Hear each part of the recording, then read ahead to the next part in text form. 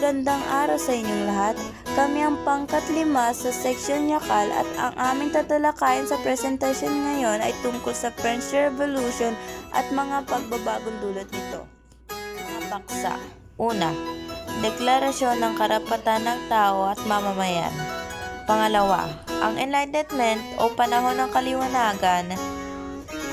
Pangatlo, Storming of Bastille. Pang-apat, Guillotine. Pang-lima, Maximilien Robespierre. Layunin ng aralin. Una, pag-aaralan ang sanhi.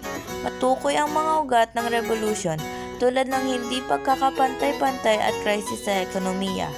Pangalawa, pagkilala sa mga mahalagang personalidad. Pangatlo, pag-unawa sa kahalagahan ng French Revolution sa kasaysayan ng mundo. French Revolution. Ang French Revolution ay ang panahon ng pagbabago ng societal at political sa Pranses sa pagitan ng 1787 at 1799. Nakarating ito sa unang rurok nito noong 1789 lang mapapagsak ang ancient regime sa Pranses.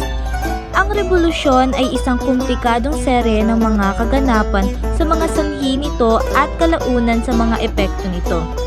Ang mga ideya at halaga nito na nauugnay sa mga modernong uso tulad ng paglago ng liberal na demokrasya, pag-unlad ng nasyonalismo at pag-usbong ng sosyalismo ay nagkaroon ng pandaigdigang impluwensya.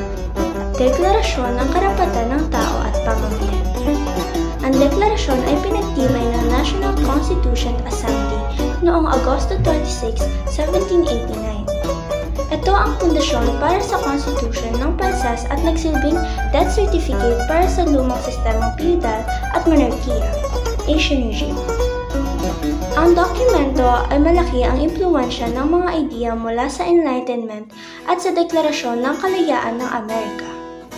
Ang pangunahing layunin nito ay isulat ang karapatan at kalayaan na dapat tamasahin ng bawat mamamayan, na nagtatapos sa mga pribilehiyo ng klero at maharlika. Mga pangunahing artikulo at prinsipyo. Ang deklarasyon ay binubuo ng 17 artikulo at ang tatlong sentral na tema ng revolusyon: kalayaan, liberty, pagkapantay-pantay, equality, at kapatiran, fraternity ay nakaugat dito.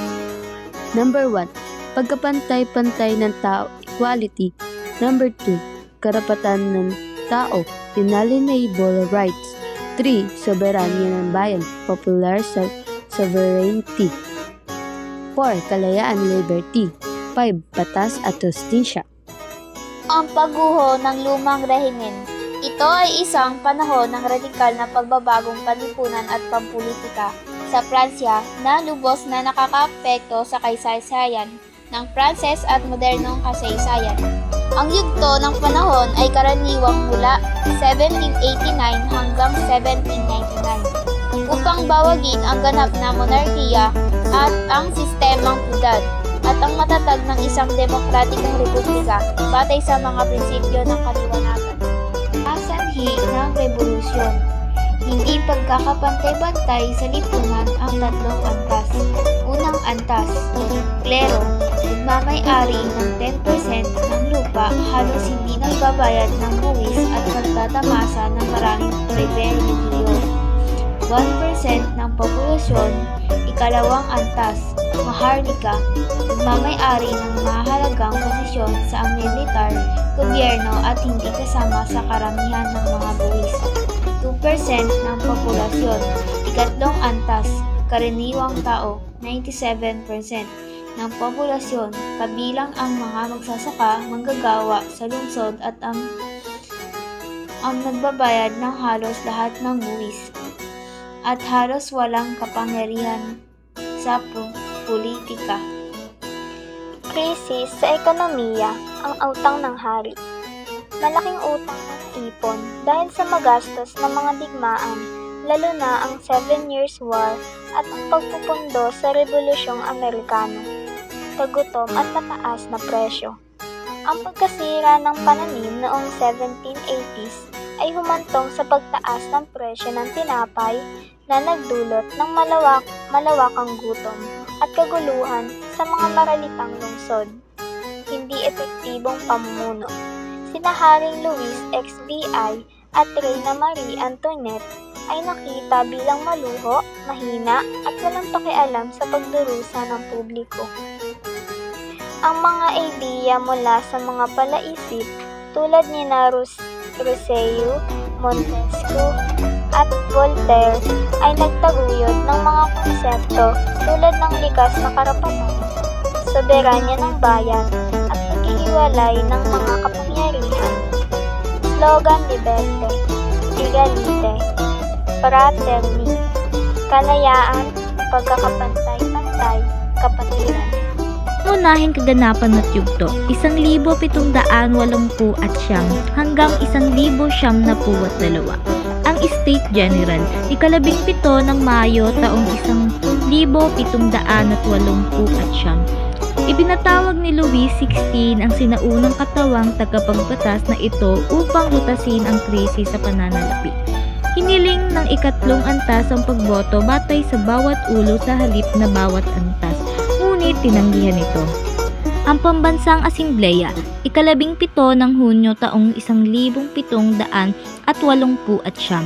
Ang ikatlong antas na nadismaya sa pagkakaantala ay nagpahayag ng sariling bilang Pambansang Asembleya na inaangkin ang tanging karapatan pagpatupad ng batas para sa Pransya.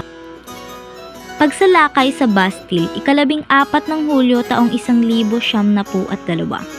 Sinalakay ng isang pulutong sa Paris ang bilangguan ng Bastille, isang simbolo ng pagkakaaripin ng hari na naghudyat ng simula ng revolusyonaryong karahasan. Deklarasyon ng Karapatan ng Tao at ng Mamamayan, ika-17 ng Agosto taong 1789. Ginagarantiyahan ang mga karapatan tulad ng kalayaan, pag-aari, seguridad at paglaban sa pang-aapi.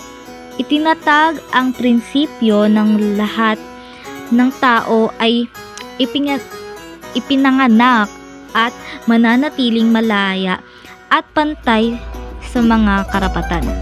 Monarkiyang konstitusyonal, 1771. Nilimitahan ng unang konstitusyon ang kapangyarihan ng hari, ngunit ang kanyang nabigong pagtatangka na tumakas mula sa Pransya noong 1771 ay nagtapos sa kanyang kapalaran. Ang radikal na yusto at pag-aari ng Taiwan, 1790 to 1794. Ang unang republic o opisyal na biniwag ng monarkiya noong 1792 at tinatawag ang unang republic ang bitay sa hari. Enero 1793, si Louis ay napatunan magkasala ng pagtataksil at pinanagutan ng ulo sa pamamagitan ng violonting na humantong sa mas matinding labanan sa Europe. Komite ng pagpublikong kaligtasan, pinamunuan ni Maximilien Robespierre, kinuha ang CPF ang dictatorial na kontrol upang ipagtanggol ang revolusyon mula sa panloob at panlabas ng mga kaaway. Ang paghahari ng Europe, 1792 to 1794, sa panahon ng malakawakang pagbitay sa mga kaaway na kabuntot. Humigit kumulang 70,000 katao ang opisyal na pinatay at marami pang namatay sa bilangguan. Kasama na si Marie Antoinette, nagtatapos ng terror kay Robespierre mismo ay pinatasil at pinanagutan ng ulo noong Hulyo 1794 sa Smithsonian Reaction ng pagtatapos sa pinakamatinding yusto sa revolusyon. Pamana at konklusyon, pag-angat ni Napoleon. Kasunod ng maikling panahon ng kawalang tatag, inagaw ni General Napoleon Bonaparte ang kapangyarihan noong 1799, nagtapos sa revolusyon, ngunit pinanatili ang marami sa mga reforma nito. Ang French Revolution ay fundamental na nagbago sa Pransya mula sa isang lipunan batay sa minanang pribilehiyo tungo sa isang nakabatay sa pagkakapantay-pantay sa batas na nagpabago magpakailanman sa takbo ng pag-iisip pampolitika sa Europa. Mga pamprosesong tanong. Una, bakit mahalaga pag-aralan ang Revolusyong Pranses? Ipaliwanag. Pangalawa, ipaliwanag kung paano nagbigay daan ang mga ideya ng kaliwanagan o enlightenment sa pagkakabuo ng Deklarasyon ng Karapatan at ng slogan na Liberté, Egalite at Fraternité. Pangatlo, anong rason bakit nagkaroon ng revolution sa Pranses? Ipaliwanag. At muli, kami nga po pala ang pangkat 5 from Grade 8 Yakal at maraming salamat po sa pakikinig sa aming presentasyon.